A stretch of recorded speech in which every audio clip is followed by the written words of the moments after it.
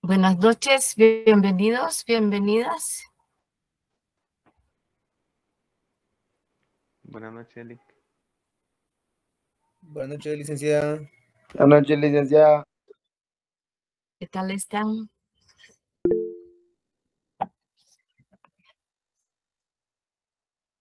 Nerviosos por el examen. Ah, ya. ¿Cuándo tienen el primero? El 22. Ay, sí. Cuando sintamos, estamos ya terminando semestre. Ay, se va el tiempo, pero tan rápido aquí. A mí se me pasó la vida entera. Ah.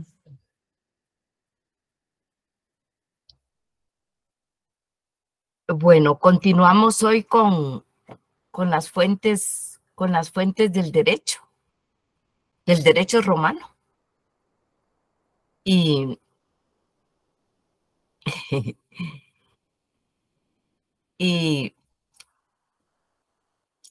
los edictos es la siguiente fuente del derecho. Los edictos los podemos definir como las declaraciones de potestad de los magistrados que se hacían del conocimiento del pueblo en forma escrita o verbal. Los edictos tienen una importancia muy grande dentro de las fuentes del derecho romano, porque fue a raíz de los edictos que se conformó un ordenamiento paralelo al derecho civil y que dio origen al derecho pretorio o llamado también derecho honorario, que recordarán, como les expliqué, el derecho honorario es el que complementaba el derecho civil y que llenaba las ausencias legales que existían dentro del derecho civil, que nunca fue un derecho que vino a contradecir al derecho civil, y fue un derecho tan completo que contenía aspectos de carácter sustantivo y aspectos de carácter procesal relacionados con las acciones y el juicio civil. También supuso la adaptación del derecho romano a las exigencias de cada época. Sobre todo floreció en la época de la República y llegó a tener una importancia tan grande como la misma jurisprudencia. Luego tenemos los senadoconsultos, que se define que los senadoconsultos son lo que el Senado ordena y establece según la definición del jurista Gayo y de Justiniano. Los senadoconsultos también se pueden definir como los consejos que daban los senadores a los magistrados. Y en alguna época de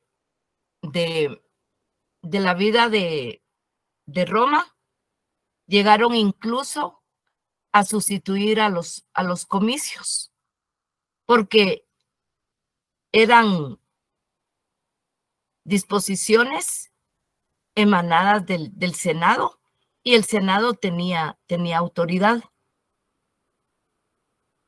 Y se desarrollaron en su mayoría en el derecho clásico romano, que era cuando se les dio también esa importancia a los consejos que daba el Senado, y cuando el Senado tenía ese contrapeso en relación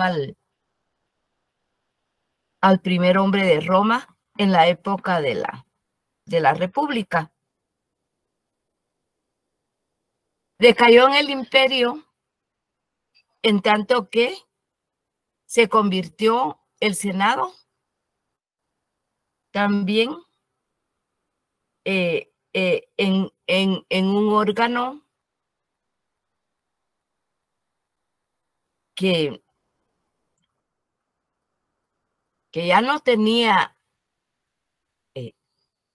la misma autoridad que tuvo en la época de la República, porque con la investidura de los emperadores que les dieron la calidad de humanos, pero a la par de su calidad humana, también la calidad de dioses, pues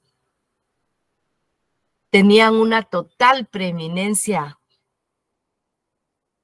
la voluntad del emperador. Los senadoconsultos eran leyes muy completas y tenían las mismas partes que la lex.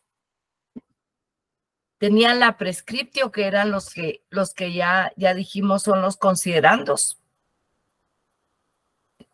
Tenía la rogatio, que es el cuerpo de la ley donde están las disposiciones legales, los artículos, y tenía la sanctio, que es la sanción de la ley, sin la cual no podía ser aprobada. Sanción, que entre otras cosas tenía que tener la declaración expresa de que no vulneraba ningún derecho de la plebe, es decir, ningún derecho del pueblo romano.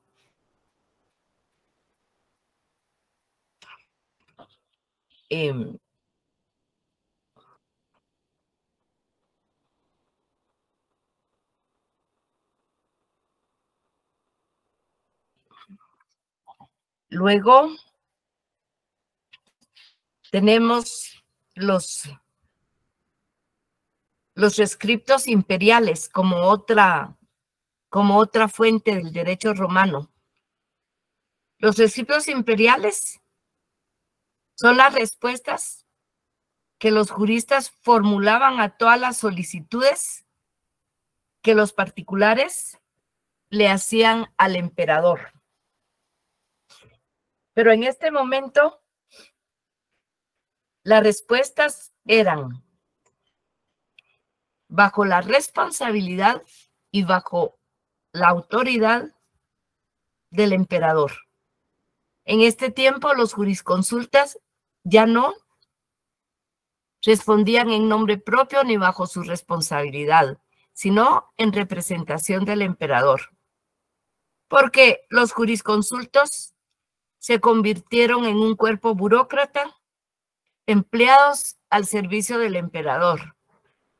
Por lo tanto, la responsabilidad era del emperador y no de los juristas. Luego tenemos otra fuente de ley, que son los plebiscitos, que se define como todo aquello que la plebe ordena y establece. El plebiscito es una modalidad de lo que hoy llamamos consulta popular, en donde se puede ver manifestada la soberanía del pueblo.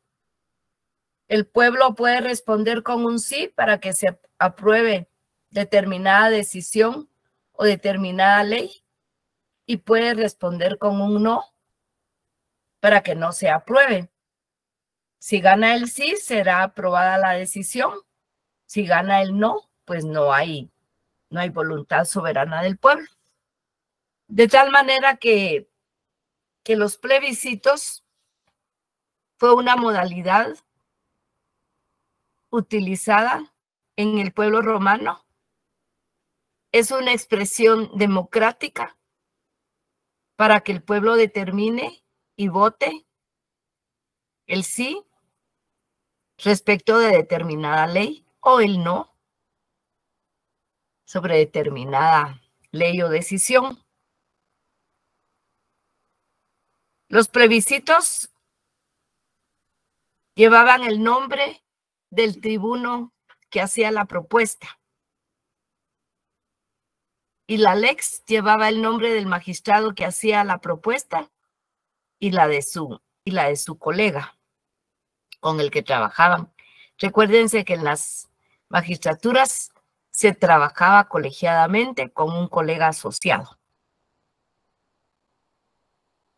En las fuentes del derecho hay que tomar en cuenta la autoridad y la potestad, porque la autoridad la tienen aquellas personas que son reconocidas socialmente por el saber, por su conocimiento, como los jurisprudentes, que recordaremos que eran personas sabias, autorizadas en el discernimiento de lo justo y de lo injusto. Mientras que la potestad corresponde a quienes ostentan el poder o a quienes se les ha dado el poder, se les ha dado también esa potestad de poder legislar.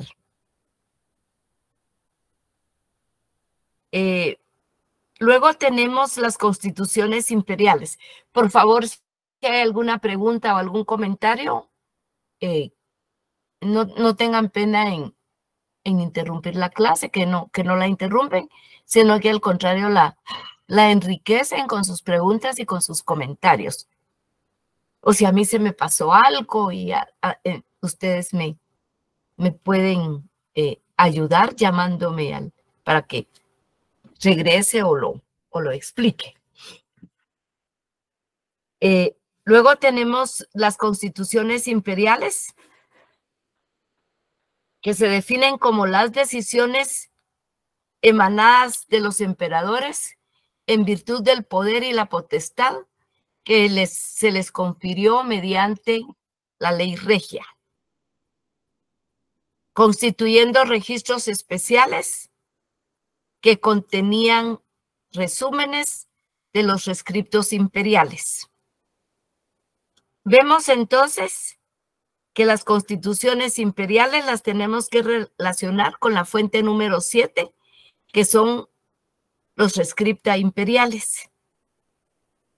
Porque las constituciones son una compilación ordenada y registrada de los rescriptos y que adquirieron también valor regulativo.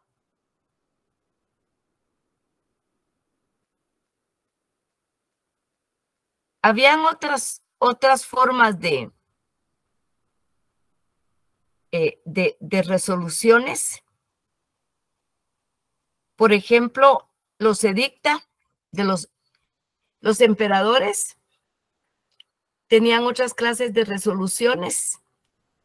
Los edicta eran disposiciones dadas por iniciativa del emperador con carácter general y obligatorio para el pueblo romano y que regulaba uno o varios puntos de derecho vigente. Se convertían en ley y si no eran derogados por el siguiente emperador que sucedía al anterior, entonces eran leyes, quedaban como leyes vigentes. También estaban los mandata, que son instrucciones de carácter administrativo y político dirigido a los funcionarios de las provincias. Y podríamos decir también que son una colección de reglamentos administrativos. Recordemos que Roma tenía magistrados menores en las provincias y también tenía gobernadores. Entonces el emperador les mandaba instrucciones por medio de los mandata. Estaban también los rescripta, que eran respuestas dirigidas a un magistrado o juez sobre un punto de derecho. Y podían ser por medio de suscripción cuando el emperador contestaba en la misma hoja. Podía ser epistolar o epistolae cuando contestaba en folio aparte. Y por último tenemos los decreta, que eran resoluciones también emanadas del emperador y del Consejo Judicial. Pero aquí vemos que ya no son solo respuestas, que ya no son instrucciones, sino que los decreta son resoluciones. Ya cuando hay una resolución es porque se ha tomado una decisión sobre un punto de derecho, sobre cierto conflicto o sobre cierto asunto. Luego tenemos el derecho provincial. Recordemos que Roma dominó muchas provincias y por lo tanto el derecho provincial fue la aplicación del derecho civil y del derecho de gentes, pero aplicado al derecho de cada región. Por eso suelo decir que los provincianos no tuvieron mayor oposición al derecho de Roma porque era un derecho que estaba adaptado al derecho de esa región. Tenía incorporados los elementos de esa región. Fueron retomados los aspectos de ese derecho y obviamente mejorados con la aplicación del derecho civil y del derecho de gentes romano. La provincia era el nombre de cada área territorial del Imperio Romano y en razón de la competencia, el Senado le atribuía un magistrado. En la provincia, como órganos políticos, estaba el magistrado menor y también había un gobernador que desempeñaba los cargos de jefe político y jurídico de la provincia. En cada provincia, los romanos establecieron lo que se denomina la ciudad judicial, donde se miraban todos, era un espacio donde se veían todos los asuntos relacionados con la organización judicial de Roma. En Roma se llamaba el Foro Romano y era el lugar en donde se publicaban las leyes.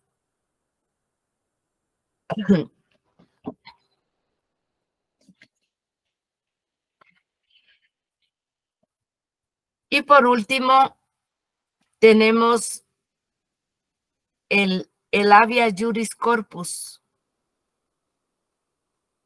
El habeas juris, el corpus juris civilis o compilación de Justiniano, o el corpus juris.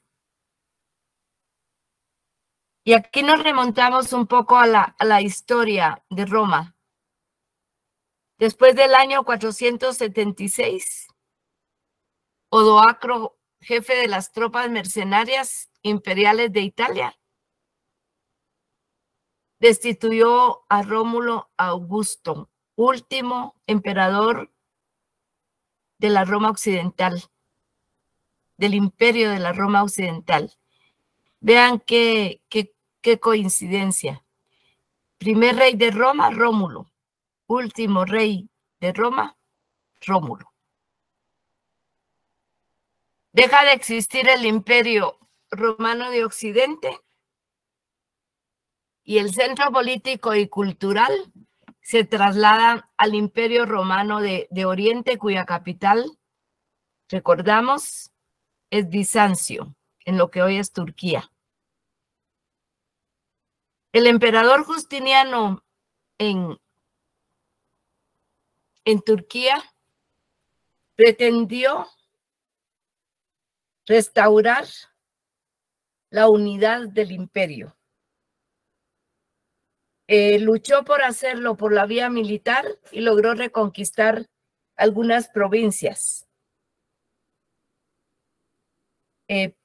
Por la vía religiosa, unificando a los romanos en una sola religión monoteísta, el cristianismo. Y finalmente, por medio del derecho, cuando mandó a que se compilara el derecho desde la etapa arcaica, desde el derecho no escrito, desde el mores maiorum, la costumbre de los antepasados, hasta las últimas disposiciones dadas por él. Así que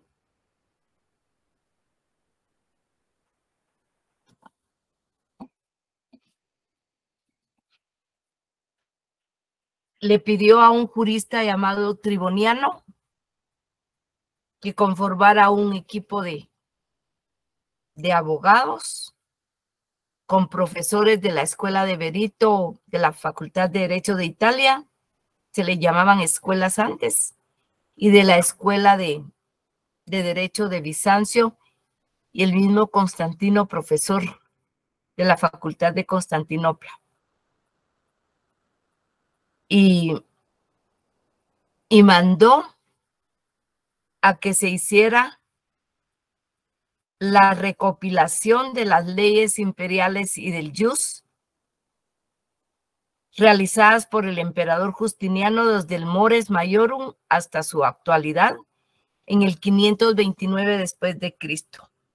Esa es la que podría ser una definición del corpus juris civilis. Es la recopilación de las leyes imperiales y del jus realizada por el emperador Justiniano desde el mores maiorum hasta su actualidad en el 529 después de Cristo.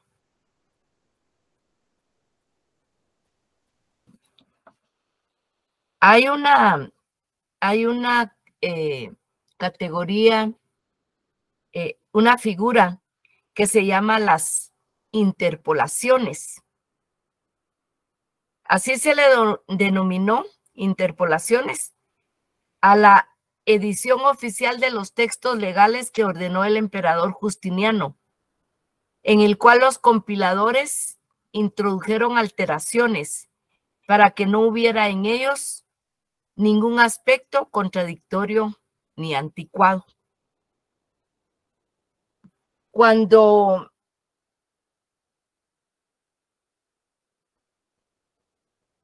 Justiniano el emperador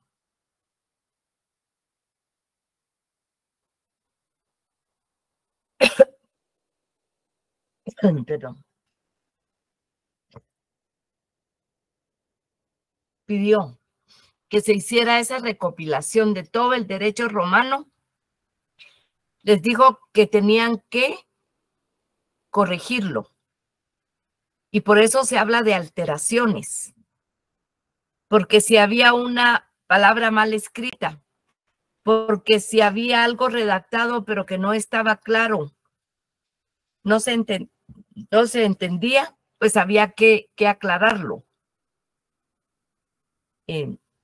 Si había una palabra mal escrita, había que componerla. También Justiniano se cuidó de los falsiarios y estableció duras penas para aquellos que quisieran presentar ediciones falsificadas de las leyes de Roma.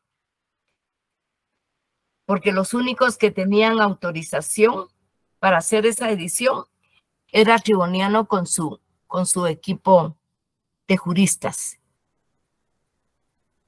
Y así fue como se principia aquel gran trabajo para que fuera construida esa obra monumental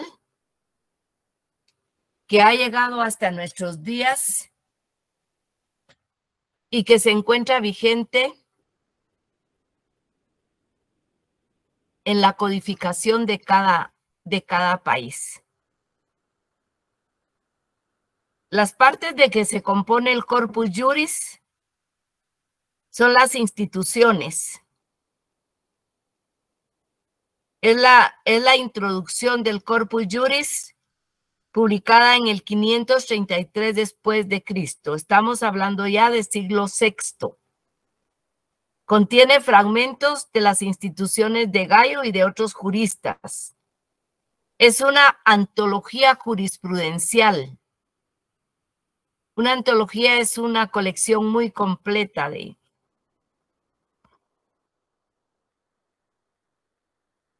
publicadas el 25 de noviembre del año, dijimos, 533 después de Cristo, y estaba dirigida a jóvenes estudiantes de Derecho. Las instituciones, a su vez, estaban divididas en 4 libros. El primero relativo a las personas, el segundo relativo a la propiedad, el tercero a la sucesión intestada y las obligaciones provenientes del contrato, y el cuarto, obligaciones provenientes del delito y las acciones judiciales para comparecer a juicio. Esta es la primera parte de que se compone el digesto, el Corpus Juris. La segunda parte se denomina digesto, digesta o pandectas. Del griego pandectai, que significa materias ordenadas, fue ordenada por Justiniano el 15 de diciembre del 530 después de Cristo.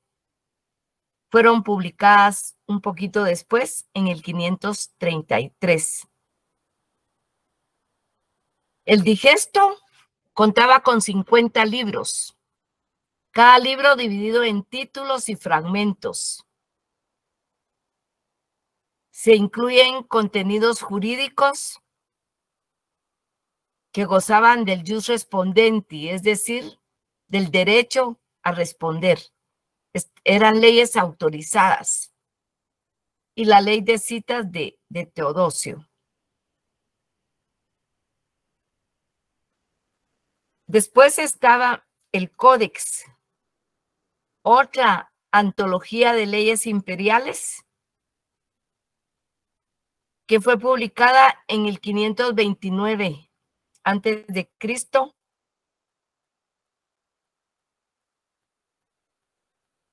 Como la Suma Constitución Republicana.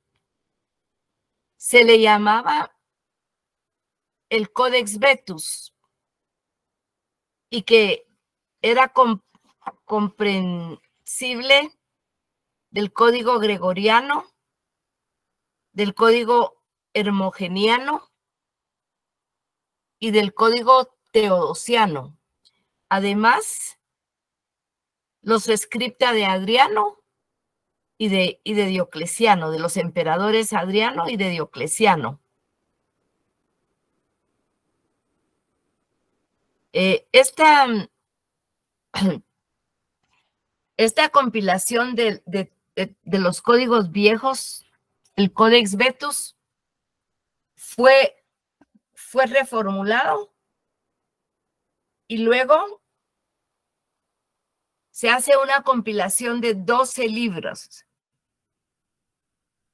Y eso dio lugar al Codex Novo, o Código Nuevo, también llamado Código Justinianeo. Consta de 12 libros, divididos en títulos con su nombre, es decir, epígrafe y fecha. los títulos divididos en leyes y estas en párrafos. Como podemos ver, esta es la estructura que tienen los códigos actuales. Y finalmente, la cuarta parte son las novelas o novelae, porque Justiniano siguió publicando una serie de constituciones publicadas en latín y en griego. Se hicieron 3 compilaciones. De estas está la llamada Epitone Giuliani. Está la segunda que se llama la auténtica, porque al principio se había creído que era falsa, pero luego se determinó que no. Y luego apareció otra colección que las recogía todas en el reinado de Liberio II.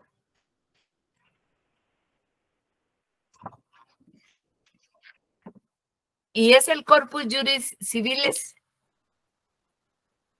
el que sigue rigiendo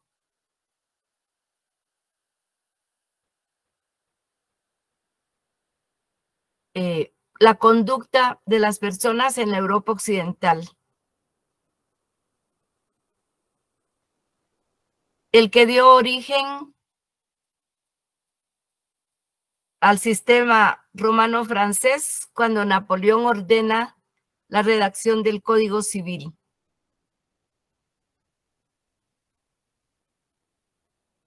El que da origen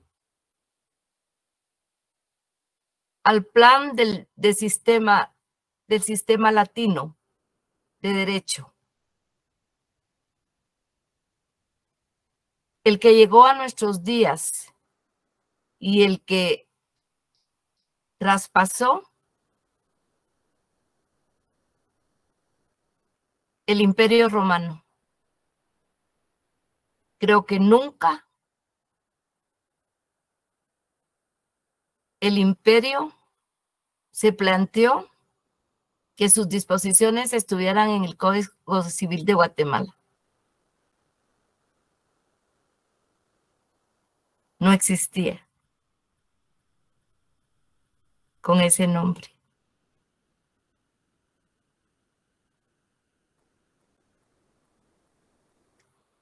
Así que esa es la grandeza que tiene ese derecho, que es la raíz de nuestro derecho privado. Hasta aquí nos quedaríamos por hoy. También hasta aquí es el contenido dosificado para evaluar. Estaríamos con la primera unidad del programa oficial, y en el texto que nos sirve de guía estaríamos abarcando hasta la página 111. Nuestro examen ya está programado oficialmente para el 30 de agosto.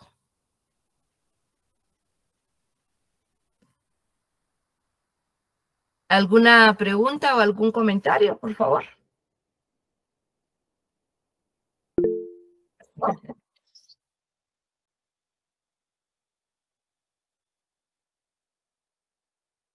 Will. Buenas noches, licenciada, y buenas noches, compañeros. Una pregunta, ¿el primer parcial se va a basar solo al libro nada más o también a los ejercicios que están ahí? Es que todo es una integridad, porque los ejercicios son parte de para estudiar las lecciones. Yo desarrollo el programa oficial, que es el que me sirve a mí de base. Les doy las explicaciones. El contenido del texto tiene lo mismo y los ejercicios se basan sobre lo mismo. Es una cadenita que termina con la evaluación. Va a estar bien. Muchas gracias, licenciada. Así es. ¿Alguna duda, alguna pregunta que tengan, por favor?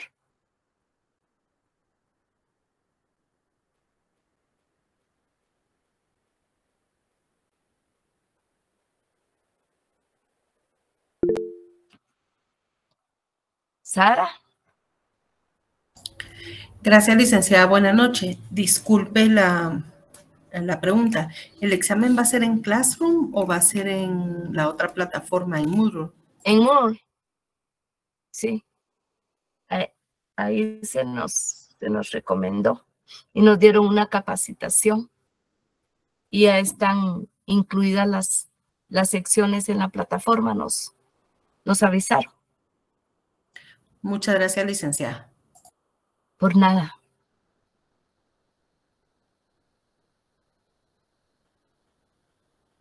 ¿Algo más?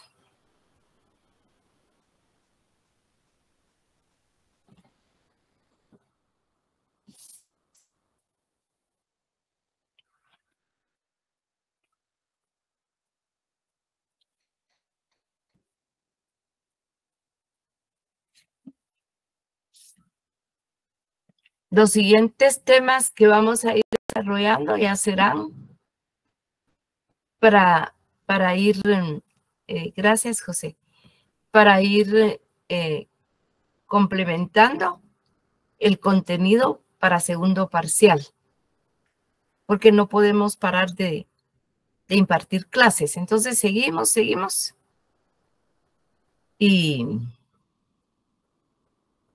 sí, los 45 minutos.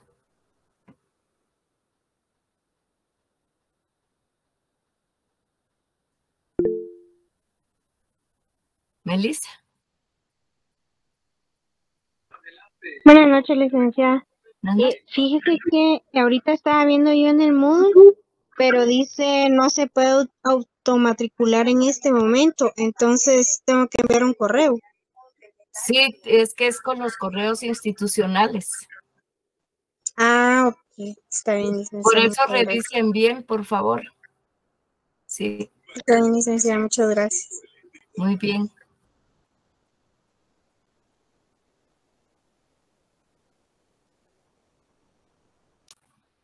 Bueno, entonces nos quedamos hasta acá. Les deseo muy feliz noche. El martes tendríamos clase con ustedes, pero hay asueto. Así que nos estaríamos viendo hasta de hoy en 8.